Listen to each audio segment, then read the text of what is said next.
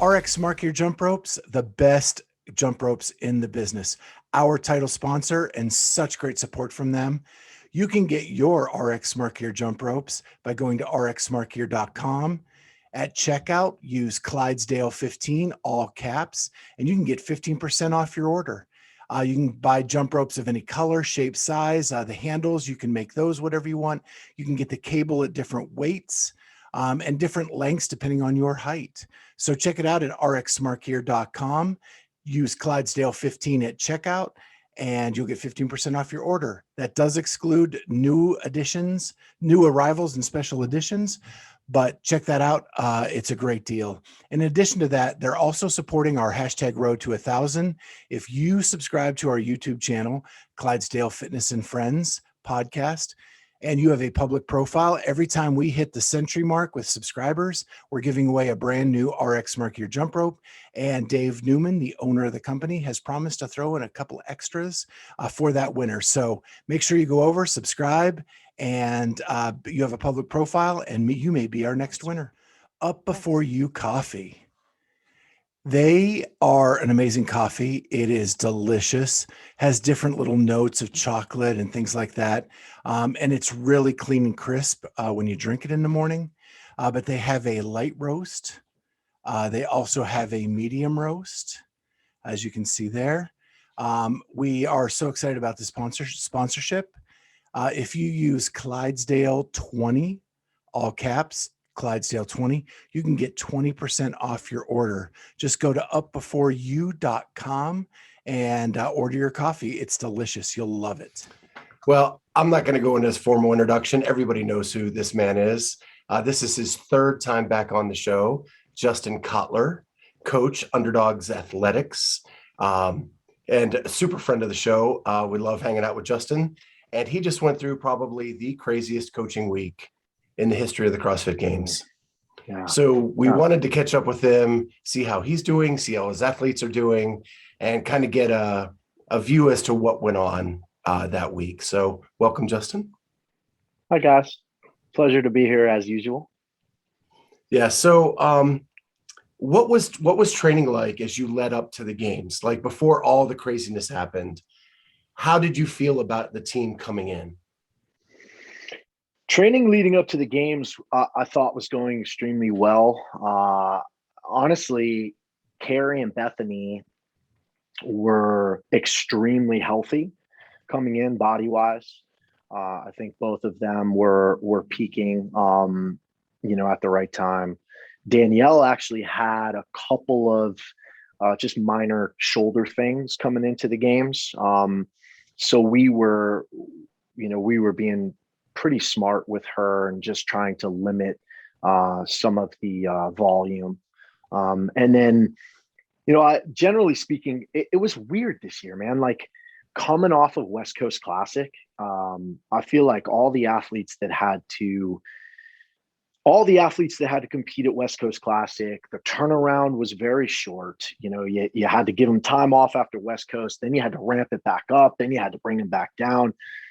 I'll be honest with you, I loved having West Coast in Vegas, and it was great to have that home court advantage. But as far as time is concerned, it was a huge disadvantage having to go, that close to the games, and especially having programming that I feel was probably the most aggressive of any of the semifinals, especially with the ruck run, just what it did to people's bodies. So that was challenging. But I think everybody, I gave them a really, a longer deload and taper than normal, because we ramped it back up hard. And then I really was pretty meticulous about the deload and the taper. So we started that deload like 9 days before the games. And I felt like everybody was feeling really good coming into Wisconsin, coming into Madison. And then obviously, we had some bad luck and some bad timing, and just kind of threw things into disarray a little bit. So, but I felt like everybody was ready to go, and I still feel like everybody was ready to go. Just a lot of things happened. I heard Justin. I heard that Danielle had an ankle mishap with the pig. Yeah. Tell us a little bit about that if you can. Yeah. So her first day working on the pig, she, just was working with it, and she went to get underneath it, and just didn't get out of the way, didn't get underneath it quick enough, and it crashed on top of her and sprained her ankle. Coach had to lift it off of her, so I had to come in and help her because she was stuck. So, that was great for confidence with the pig.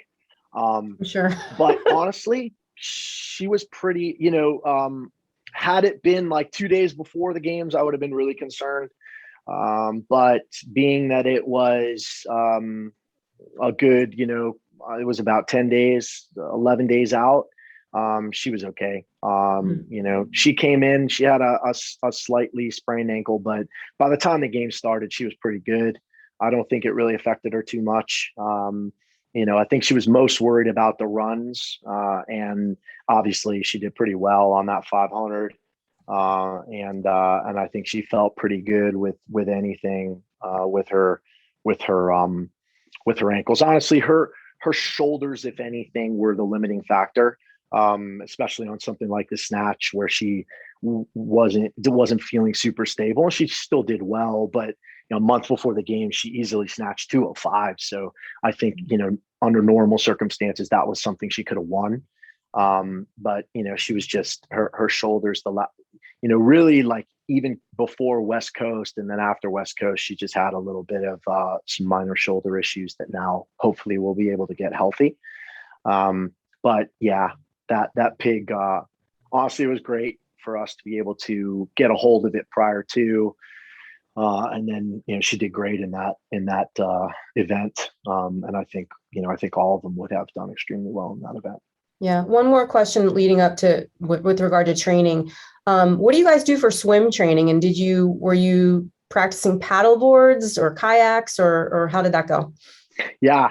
So we swim a lot, and they were getting in the open water, and all three ladies had purchased prone paddle boards prior to, and they had also worked on stand-up paddle boards as well.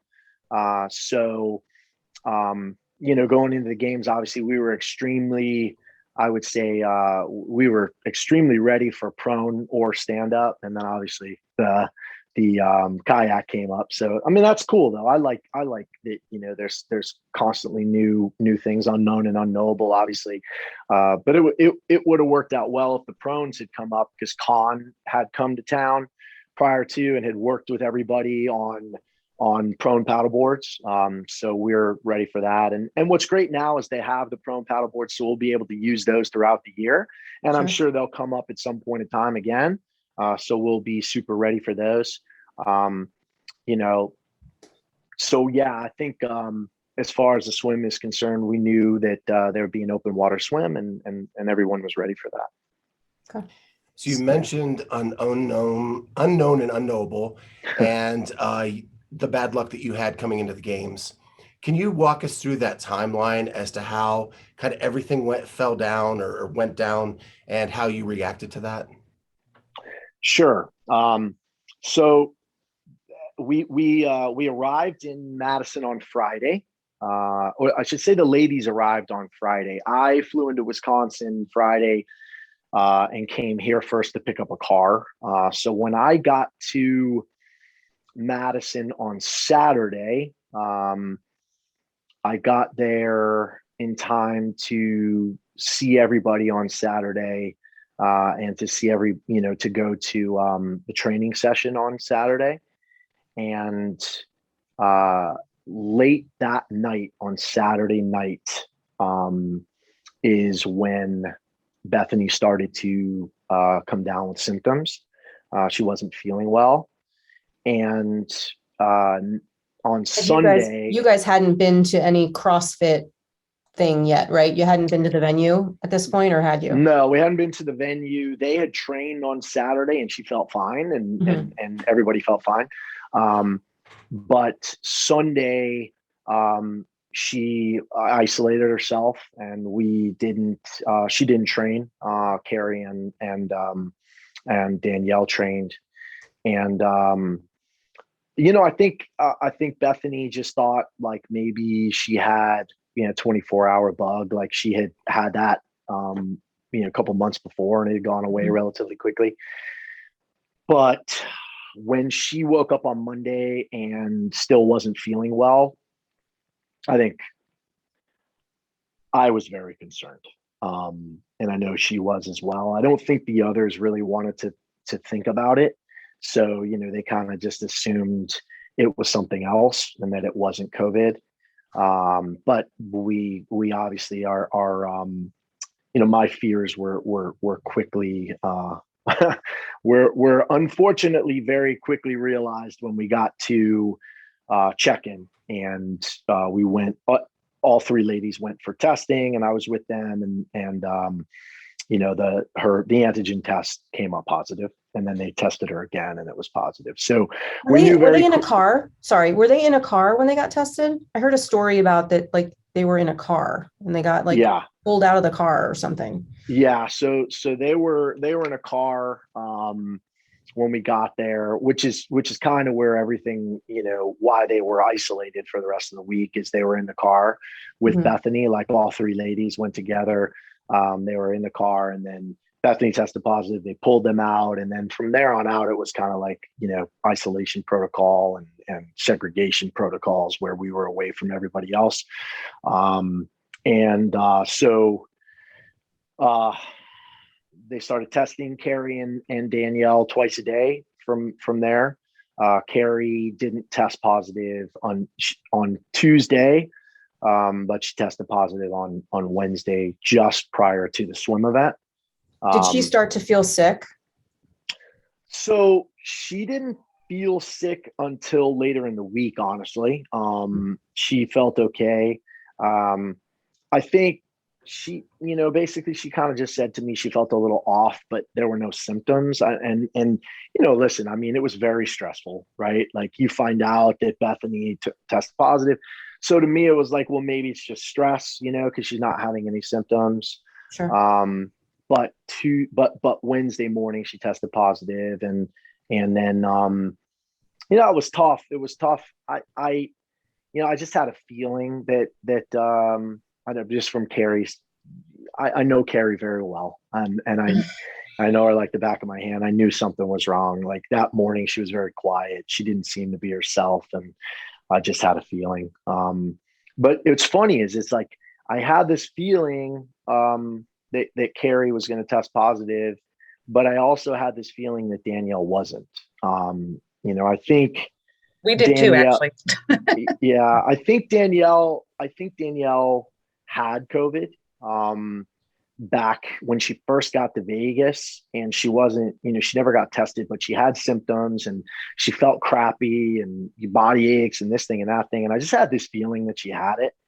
And I wonder, if that's kind of what, essentially why she didn't test positive. And I also think it was like this cosmic test, that was put on her shoulders to have to deal with all of this. I just feel like that was something that she was supposed to deal with. So anyway, that's kind of the timeline of it. So Bethany tested positive Monday morning. Kari tested positive Wednesday, just prior to the swim event.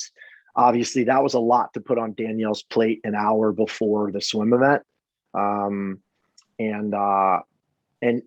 unfortunately, I feel like that had a lot to do with Danielle's performance on that event, where I think she finished 15th. But, Danielle's an absolutely fantastic swimmer. And she had, I don't know whether it was an asthma attack or a panic attack, but she had a panic attack while she was swimming, and she ended up doing the majority of the swimming backstroke because she couldn't breathe. So she still ended up 15th in the event, which I think is great for having to do that.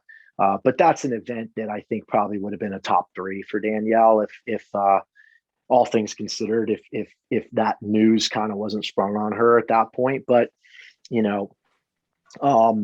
she handled it well and she got through it. And I know for her, that it was, that was a big mental battle, being in the water and having, kind of like an asthma slash panic attack.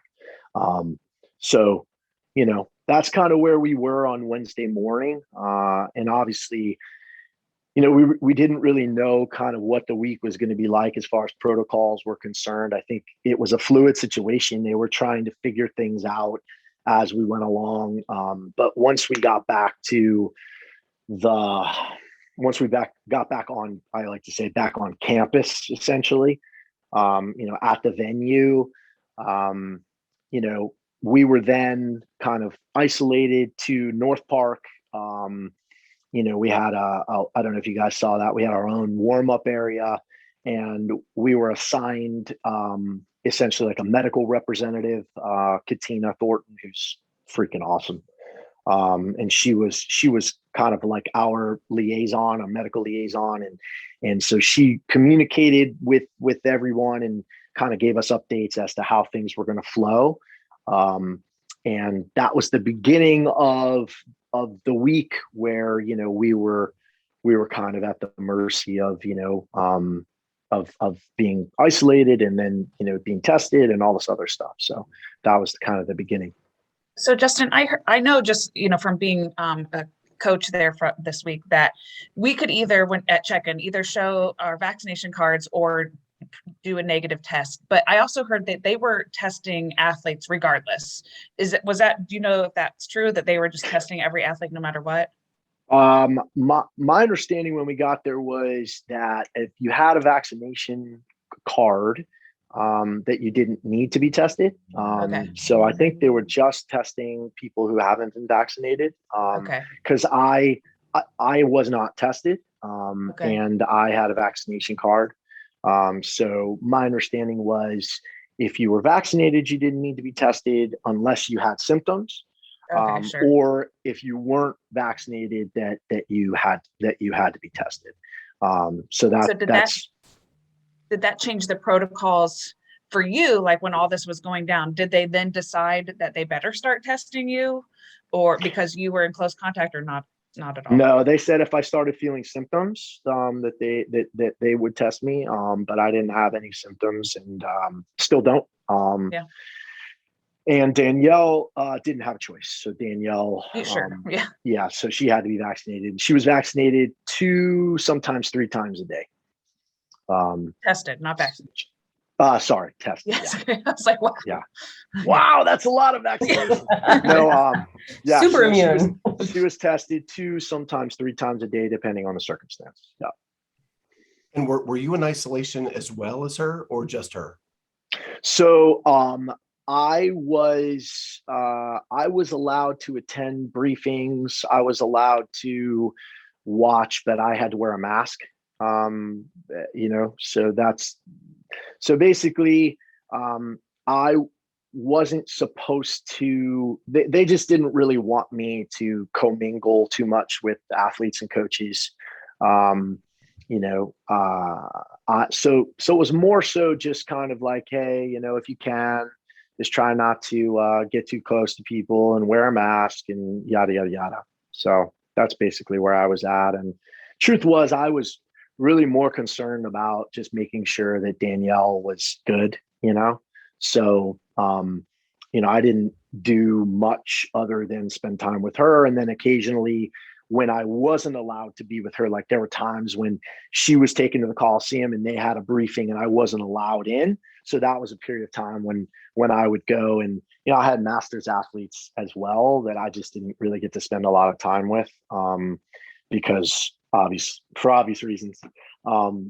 So I was just doing the best I could, where I could go watch when I could, or where I could get a bite to eat when I could. But other than that, I was just pretty cognizant of the fact that she was by herself, and I wanted to make sure that I was with her for as much of the time as I could be. I think people are curious too. After Bethany and Kari tested positive, what was their rest of their week look like? Did they head home? They were in their rooms. They just stuck around. They were in their rooms, and then eventually they went home. rented cars and stuff. Just So, drove home. Yeah. Cause I guess you yeah. can't fly, right? If you're No. crazy. Yeah. And how are they feeling today? So Bethany, I believe I spoke to both of them. I honestly have been giving them a lot of space. I don't want to talk about it too much. I don't think it's a very fond memory, and it's not, I think it's going to take some time to get over it. But Kari stopped in Scottsdale with her boyfriend. And I think she's feeling pretty good now. I think, she had some symptoms, but they weren't as significant as Bethany's. Bethany had worse body aches and fever and stuff. I think Bethany is back to feeling 100%. I know for her, it's just a matter of feeling fatigued, although I know she still doesn't have taste and smell. I don't know if Kari lost her taste and smell. But listen, I think for all of us, obviously it was extremely disappointing. And I know for them, feeling as good as they felt going into the games and feeling like they were more fit than they've ever been going into the games. It's a bitter pill to swallow. And it's one that I'm sure will take a long time to get over, but knowing them as well as I do, and knowing how mentally strong they both are, I think that they'll get past it, and I think that both of them will come back stronger than ever. I think Bethany, obviously, I think there were a lot of people that had Bethany on the podium this year. I think there were a lot of people after watching her at West Coast Classic that felt like she was going to take it up even another notch, especially with games programming, knowing how incredible she is at grunt work and endurance events. We saw what she did with the ruck run. She beat everybody by a minute and a half and really just kind of cruised that thing. So, I know for her that she's upset she didn't get to show people, but I also know for her that she feels like she's just coming into her prime. And I know she's super excited for next year and another year of being able to get even stronger, which for her is generally her biggest weakness is absolute strength and max lifts. So we're just going to work hard at getting her stronger and stronger. And Kari is interesting because, I think Kari was pretty honest about the fact that, this might have been her last year competing individually. So this year was really like about having fun and training with her girls and, really going there and kind of this might have been like the last dance, but, I don't know now what's going to happen. I think I know Kari well, and I find it hard to believe that she doesn't go out on her terms. So I'll be curious to find out whether or not, she's going to want to give it another hurrah, one last hurrah, or, maybe a team thing. I'm not sure, but I find it hard to believe that she won't compete in some capacity after what just happened. I love what you said about that you felt that this was a cosmic thing that Danielle was supposed to go through. And yeah. I know that we definitely talked about that on our episode the other day, that I absolutely think that this is the growth she's going to take from this is going to be fantastic. I think that what she had to go through was really hard and it was really terrible, but I think that this is going to be a big growing point for her. Yeah, I agree with you, and I think there are things that we can take from this week when we all sit down and talk about it. I mean, I'm a big analysis guy. Like we will sit down and we will break down every single event and all the minutia from every event and talk about where we can learn from, what we did well, what we didn't do well, but on the whole, I think this is going to be a big step for her and her maturation process.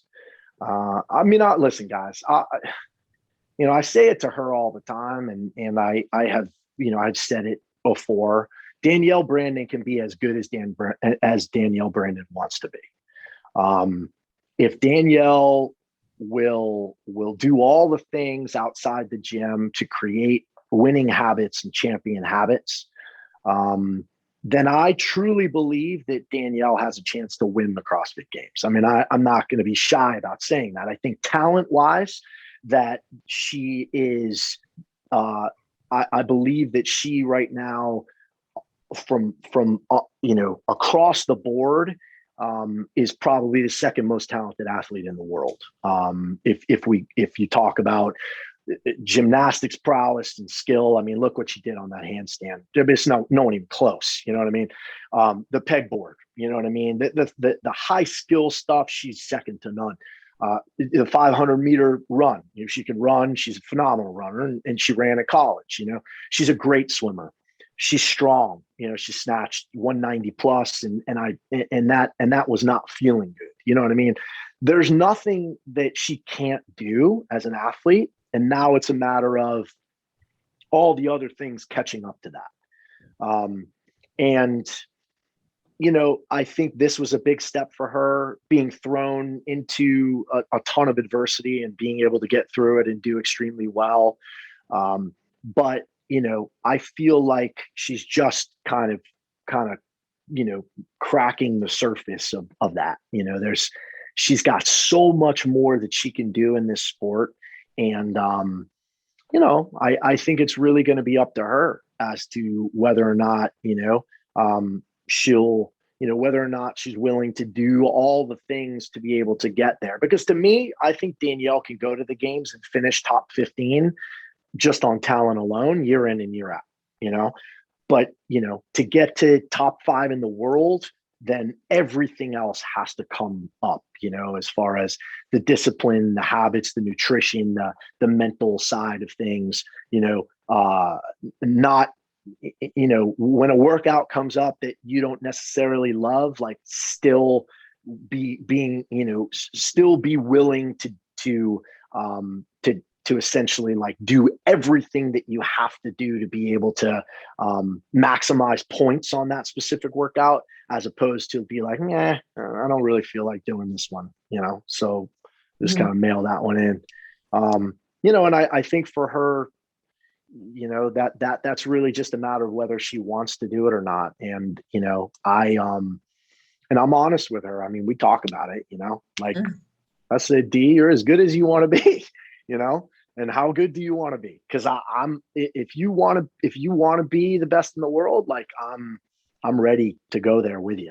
It's just a matter of whether or not you want to do that. Cause it's not for everybody, right? Like there are people who are perfectly cool with going to the games and being a professional athlete, but finishing 15th to 25th. And, they can make a living with all the other stuff that they do as far as endorsements are concerned and everything else. But, they're just not willing to do the extra 5% that it takes to be able to get on the podium.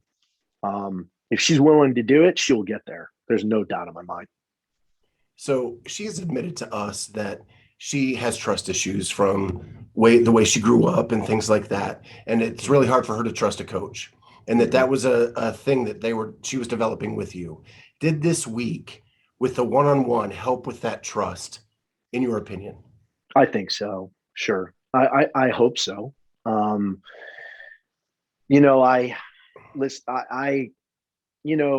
have like this very, very like deep love for Danielle now, like through what we've experienced together and through this year, like, and I think my wife does too. And I think it just comes from the fact that, like, aside from, Danielle is somebody who is she'll tell you, there's a lot, she's from the way she grew up and all these other things, there's a lot of flaws there and there's a lot of demons, and, but at the base of it, like, I think she's a really good person. And I think that she, as much as she wouldn't want to admit it, like, she needs people in her life that care about her and that love her and that want to help her. As tough as she is, as gruff as the exterior is, you know what I mean? And I think that there was a major breakthrough this year. I think that she really loves being a part of this family that we've created, and we love having her as a part of this family. And, you know, I think that what she and I, you know, what we experienced this week together, because it certainly was one of those experiences that it's hard to describe being outside of it, like all the stuff that we, you know, especially her, that she had to deal with. It was really hard, you know, like there's a lot. It'd be a really cool story to have had somebody film every second of it so that people could see, you know, like for instance, right before the handstand walk event. I don't know if I told you guys this, but right prior to that event, they pulled out handstand obstacles, and the girls were allowed to work on the obstacles. And Danielle, you know, first of all, had to wear a mask while that was going on with the other girls. And then right when she got up to go on a handstand, like then someone else was about to go right behind her, and they were like, no. And then they like sprayed down the handstand obstacle with like sanitizer. And then Danielle got back up, and it was so wet that like she started slipping and she almost fell and hurt herself. And she was in tears like right before that event. And this was just like what happened during the week. You know what I mean? They followed her essentially with spray bottle wherever she went. They, you know, there were certain things like, oh, don't forget to put your mask on right after the event. Don't forget to, it was just like little things. Then we were sectioned off in the Coliseum, you know, there was constant medical there and constant, you know, media and constant this and that.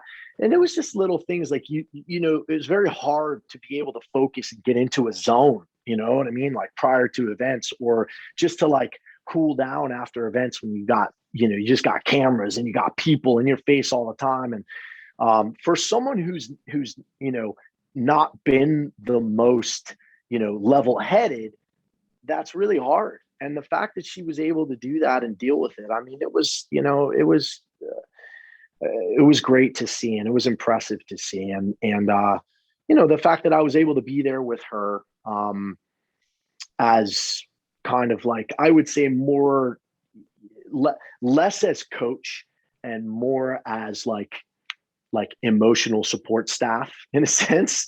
Right. That's kind of what I felt more like this week than coach, because we didn't do a lot of time talking. There was not a lot of time spent about strategy and about workouts. There was just so much on her plate already that I was just like, listen, if you've got a question or you want to talk about a workout, fine. But if you just want me to sit here and like whatever you need as far as like, you know, like you need a shoulder or you just want to laugh and talk about something else, like to me, that's more important, you know? And so that's really what I was. I like to say I was emotional support dog this past week.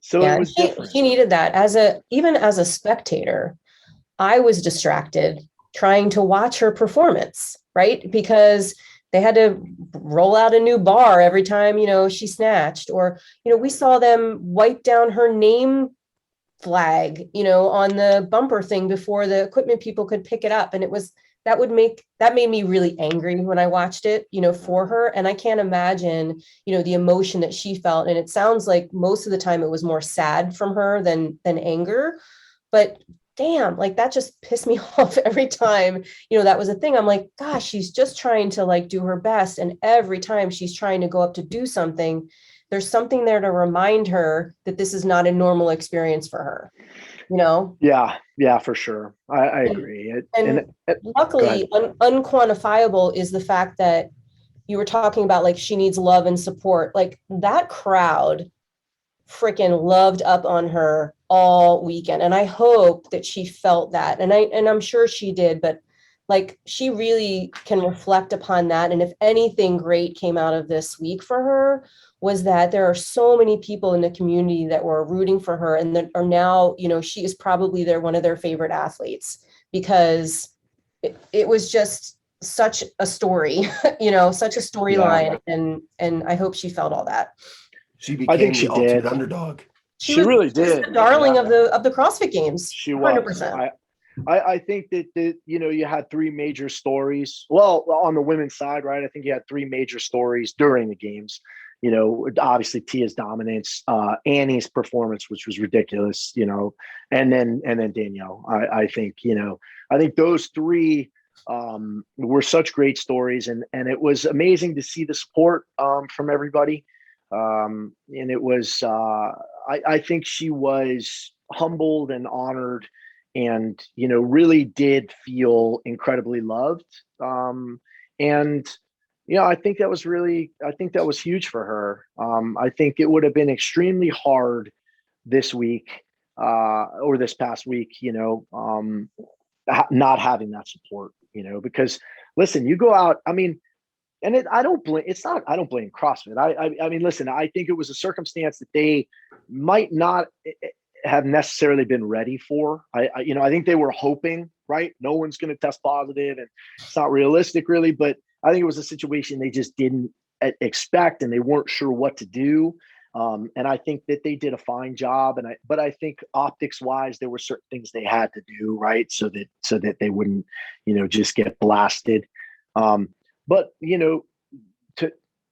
to feel like you're kind of separated from the group, like you're in your own lane and nobody else for 3 lanes, and then you're supposed to run by yourself, and you're supposed to do this by yourself, and that's hard. I mean, that's hard for anybody. And I think she did a good job, handling it. And obviously, I think the crowd was amazing supporting her. It was awesome to see that support. I was really, really happy to see the way that they just kind of cradled her, and she became a fan favorite, which is amazing. Yeah. I loved how after all the events, when they were doing the ceremony, that you started to see her peers in her community more reaching out and bringing her to be more a part of it. And I think, I mean, this is just from my perspective, clearly, but I think they finally felt like, okay, it's safe. Like, it's over now. So we can do that. We can go and pull her over. Right. They could and do that.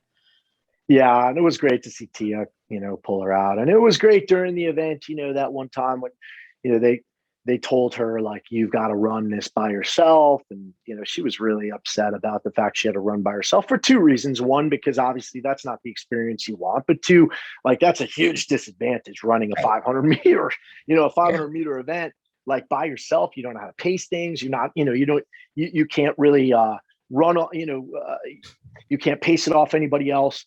And then when Sam Briggs volunteered, and then you had Laura and obviously Terry who volunteered to run with her, I think that was, I think that she got emotional, and she really was very grateful and thankful to them for stepping up and doing that. And, and then obviously Tia at the end grabbing her, and, there were different circumstances all week of people that supported her. And I know she felt really good about that. So that run too, didn't sort of Dave Castro sort of facilitate the ability for other people to run with her? Wasn't he the one that kind of said, like, hey, if anybody's vaccinated and wants to maybe run with her? Yeah, that's the story I heard. Yeah, I wasn't there. I know Dave came and told her that she had to run by herself. And then I don't know whether it was Dave or whether it was someone from athlete support who basically said, hey, listen, Danielle's going to have to run by herself. Anybody who's vaccinated, who wants to run with her, we're outside. It's obviously not a high risk. And, right. And I know Sam was the first person to raise her hand. I know that Danielle was obviously very grateful about it. So I want one more question about this, and we're going to move on to future. And that is, when you're a coach, you're always emotional support, right? That's part of coaching. Mm-hmm. So in a typical games, if the dial at 1 is full emotional support and at 10 is full coaching, what is a typical games dial at, and what was this games at? It depends on the athlete. Kari, so it's interesting, right? Like Kari last year, I would say, if you say, 1 full emotional support and 10 full coaching, it was probably a 7, right? Like, and the year before, I would say it was a 7 up until when she fell off the rings. And then there was a lot more emotional support there. But this was a 1. Yeah, this was a 1. There was very little coaching done. For me, which is a change, and for someone who's as analytical as I am, that was hard, but it's not what she needed. Right. It's not what she needed. She didn't need that. She didn't need me to, write her warm-ups and tell her like, this is what I think you need to do here. And, like, this is how to snatch, you know what I mean? Like, she didn't need me to in warm-ups to tell her to, you need to get tall and you need to, really feel that you finish your lift and this and that. No, there was none of that going on.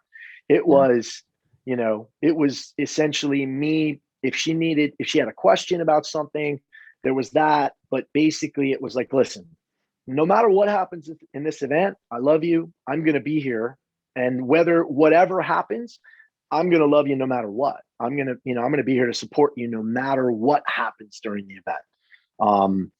And I think, that was much more important for her to hear than any type of strategy or cues that I could give. You know what I mean? Yeah.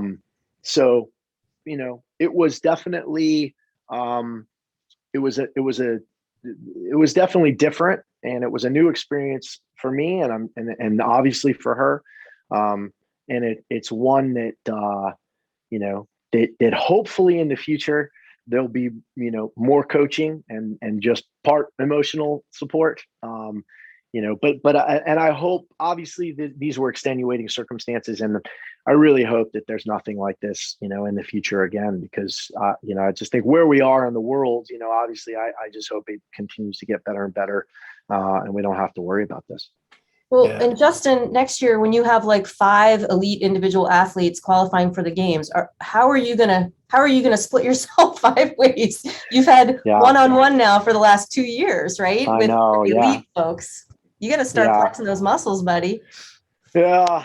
So I think in the future, obviously, depending on who gets there and kind of where we are, it's just going to be, more support staff and more coaches. Right. And, I think, we're kind of building that coaching tree right now.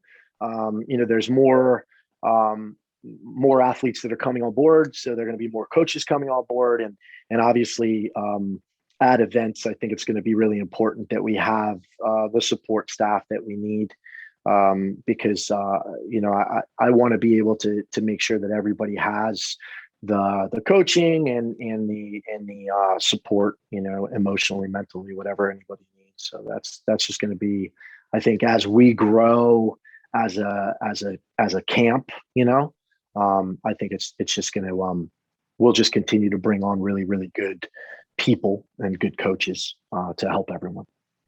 So what does this offseason look like for you guys? With Bethany and Kari not able to do the games, do you want to get them into a competition this offseason to get that kind of out of them before you get into another training camp? I'd love to. There's a couple big events coming up. Obviously there's Rogue, and I think Filthy 150 and Dubai. Well, I think Wadapalooza at some point. It really depends on what they want to do. I'll be honest, we haven't discussed it. Like I said, I wanted to give them some time. We obviously are still here for until Sunday, and then we get back. But I figure I will sit down with each athlete individually, and we'll kind of take a look at what they're thinking, what they want to do. The most important thing to me, obviously, is just putting them in a situation where it's the smartest for their bodies. I want to make sure that that they're healthy and they're feeling good about where they are in training, and that they're feeling good mentally. October is, it's amazing to think October is like right around the corner, so you think about doing a big event like Rogue, it just depends on whether they want to do it, so we'll take a look at it. I always think that it's really good to do one or two of those. Just depends on timing. But if they want to do it, absolutely. I'll give them my full support, and we'll figure out what that looks like as far as, travel and all that kind of stuff. So what's coming up with Underdogs? When's the next cycle? Yeah. So we've got another cycle coming up in a couple of weeks. And then we've got a lot planned coming up. So we've got this upcoming cycle coming up, and then it will change to a rolling cycle from now on.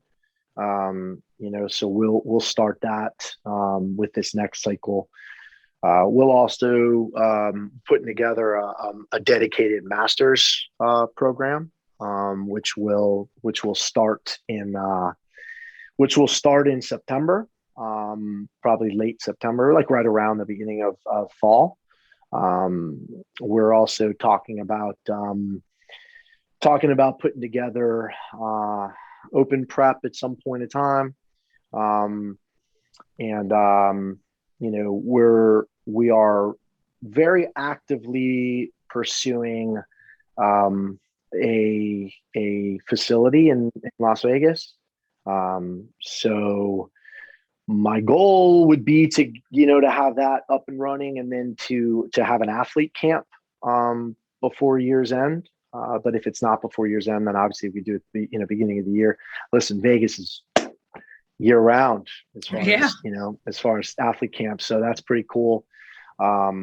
We have a lot. It's interesting. We've had a lot of people reach out for individualized coaching, and that so between Tommy Hackenbrook and Matt and Kiefer, and we're looking to bring on other coaches as well. So that's happening. We have some people who are moving to Las Vegas to work with us. Some other athletes that have planned to come. And then there'll be I think you'll see the athlete roster will be growing. So there's a lot that's coming. I think all good things. It's just a matter of making sure that we manage it correctly, because at the end of the day, I always say, our number one goal is to help our athletes reach their maximum potential. I've always been somebody who believes that if you treat the athletes the right way and you do things the right way, then good things will come back to you, indirectly. So that's kind of the way we do it. Everything's always to kind of put the athletes first. And then I just kind of feel like if you do that, then people will see that, and good things will come to us because we're doing the things the right way. So I'm feeling like you're going to have to come upon a name change at some point, though, because if you're bringing in all these athletes and building them all up, and then they're all at the top. But I've said this before, unless you're Tia, aren't you an underdog at this point in time? Okay. You know what I mean? Like Sure. The way I look at it is, and also, Amy, it's more about the mentality, right? Like it's more about just, having that chip on your shoulder, and I mean, shit, you saw what happened these last couple of weeks. Like you never know, what's going to happen, and you've got to. Ultimately, you just got to pick yourself up and you claw your way, into being able to back to doing things. So, that's kind of our mentality. And even if we are standing on top of the podium, look at it as like, we're still going to have that underdog mentality. So yeah, but it's good. And I feel like there's a lot of great things that will come from this adversity. I think it's only going to make us stronger as a crew.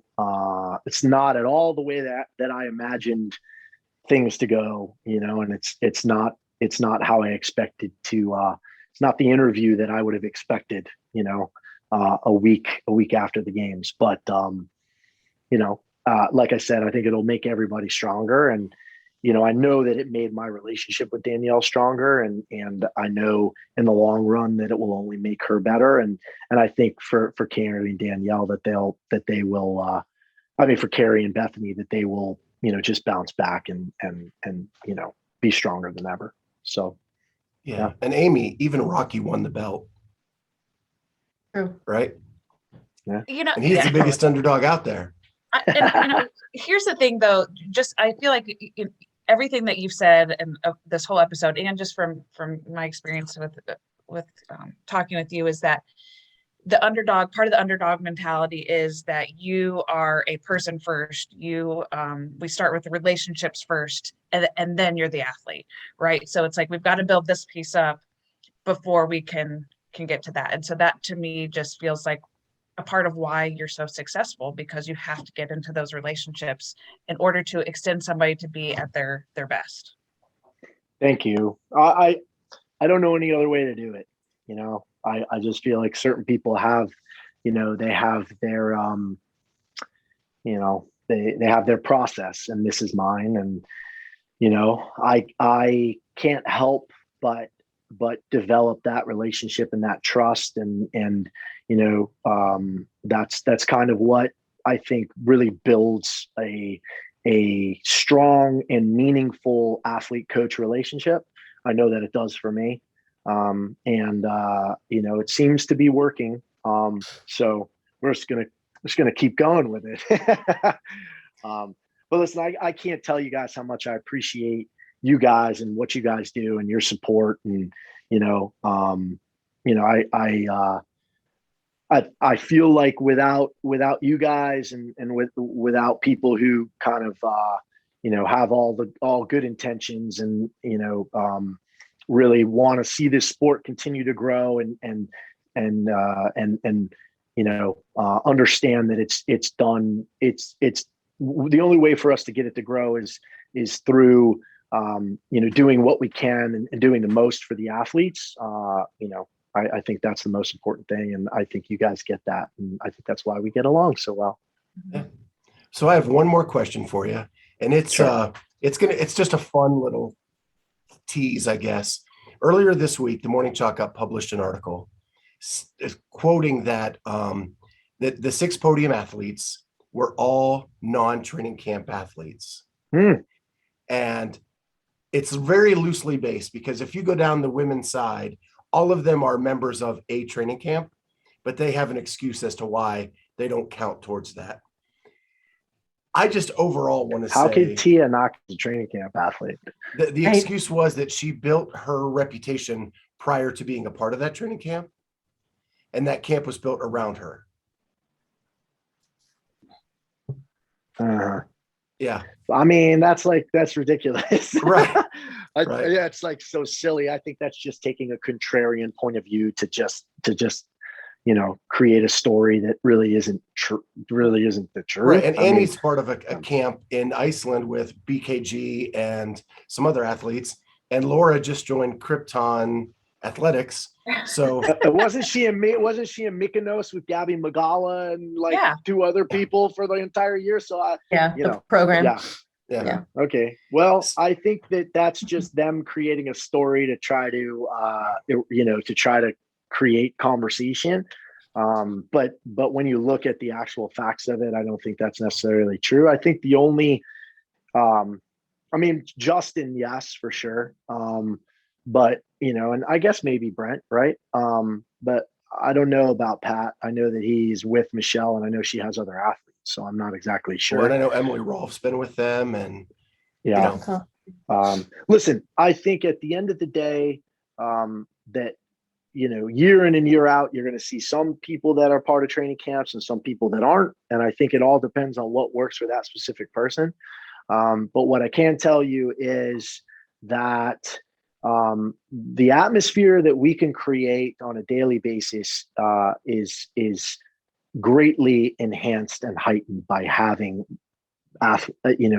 having elite athletes who want to compete and who want to be the best and who want to level up every day with other great athletes. Like, that's just the fact. I don't think that that's a question. And I think if you looked at the top 20 athletes on each side, that would create a completely different narrative.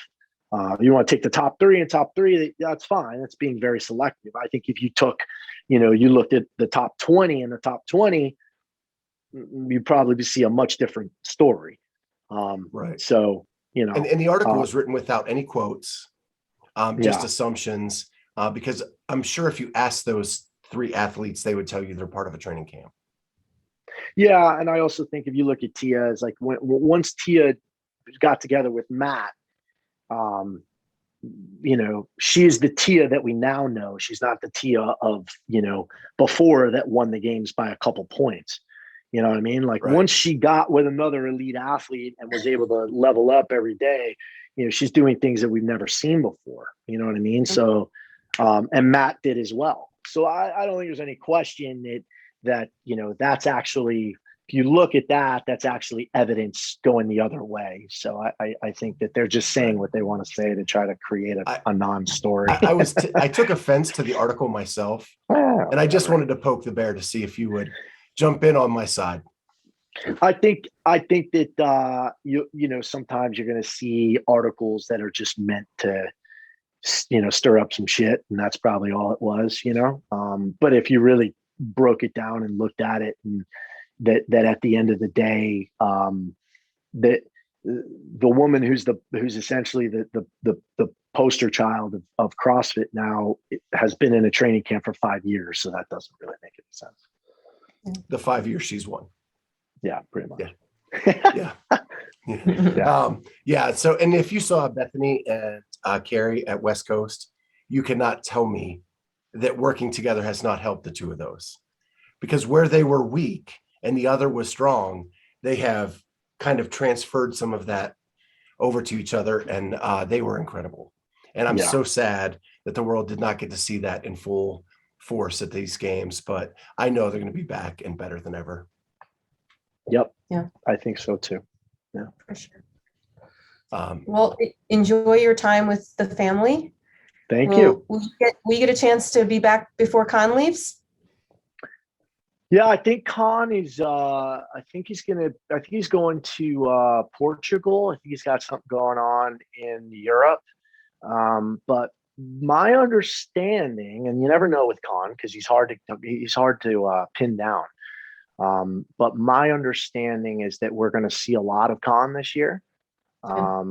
And I think I will have a lot more involvement in his training this year. We've talked about that. So, when are we going to Vegas, guys?